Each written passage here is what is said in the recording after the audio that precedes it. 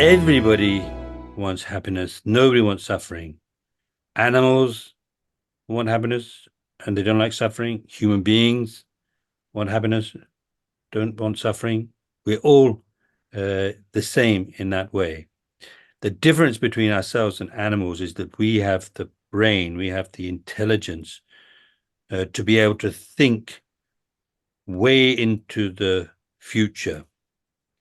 So that intelligence is very important, but just having the intelligence is not a guarantee that things are going to go well, because there are some people that are very intelligent, very clever, but then they have a bad attitude, and then this brings nothing but suffering for oneself and others. It can be really, really disastrous.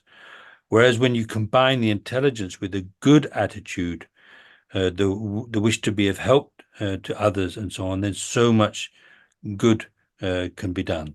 Now, as for how to actually generate renunciation, so here we have the verse 4, which says, freedoms and endowments are difficult to find and life has no time to spare. By gaining familiarity with this, attraction to the appearance of this life is reversed.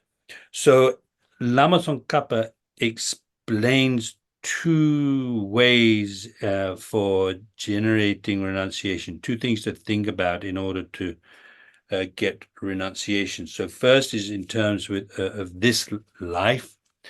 So what he says is in the last line of that verse, attraction to the appearances of this life is reversed. So what he's saying is, by meditating on freedom and endowments and how they're difficult to find, number one, and then number two, by thinking about death, thinking about how life has no time to spare. By meditating on those two, we'll be able to overcome attraction to the appearance of this life, which means attachment to becoming famous, to having a good reputation, to becoming wealthy in this lifetime. So we need to overcome that kind of attraction, that kind of attachment.